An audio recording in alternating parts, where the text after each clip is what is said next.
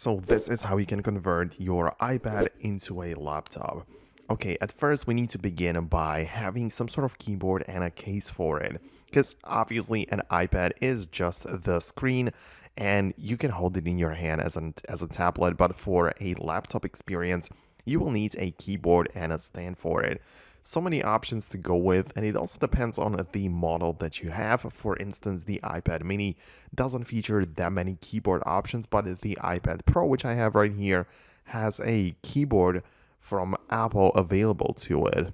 So this is actually the Magic Keyboard, which makes the iPad kind of like levitate above it. So it uses magnets, and I can open it up and close it just like laptop. Use the trackpad, which is built in at the bottom. I have the keyboard, and it just tries to replicate that laptop experience. It is great for typing long documents and whatever else you do with this type of device. And as I already mentioned, if you want to get a little bit more of a computer experience on your iPad, it is recommended to use a desktop-like apps. So instead of using notes for typing your words or documents, you can get Microsoft Word or Google Docs or Pages, which are much more professional and created for the bigger computer, right? For laptops and computers. Of course, there are other apps depending on what exactly you want to use it with, but there is like the Photoshop and Final Cut is now available on the iPad. So if you want to do that, you need to just make that shift to these like professional apps to get a little bit more of a laptop experience. Also, if your iPad supports it, try using Stage Manager.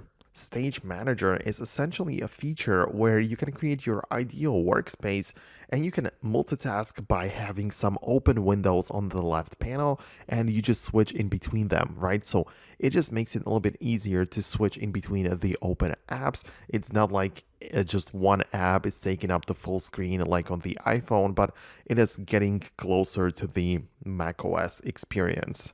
And of course, as I said, you should use trackpad or a mouse, which can easily be connected to your iPad, and this makes it a lot more like a computer where you can just move around with your mouse. You don't even touch the screen. I mean, you can if you want, but it's getting a little bit closer to the laptop.